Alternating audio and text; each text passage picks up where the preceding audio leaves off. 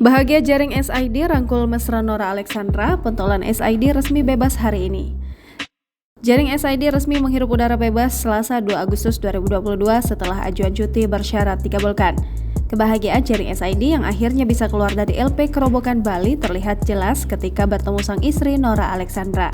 Bak ingin melepas rindu, jaring SID terlihat merangkul mesra Nora Alexandra sang istri. Momen tersebut diunggah Nora Alexandra di akun Instagram pribadinya.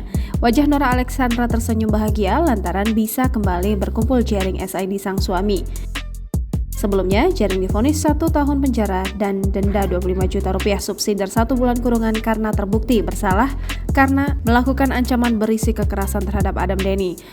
Vonis tersebut lebih ringan dari tuntutan jaksa penuntut umum sebelumnya dengan hukuman 2 tahun penjara dan denda 50 juta rupiah subsidi 2 bulan kurungan. Jaring sendiri ditahan LP Kerobokan sejak 1 April 2022.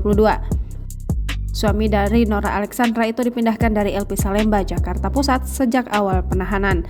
Kini jaring dikabarkan bebas dari Lembaga Permasyarakatan kelas 2A Kerobokan Kabupaten Badung, Bali.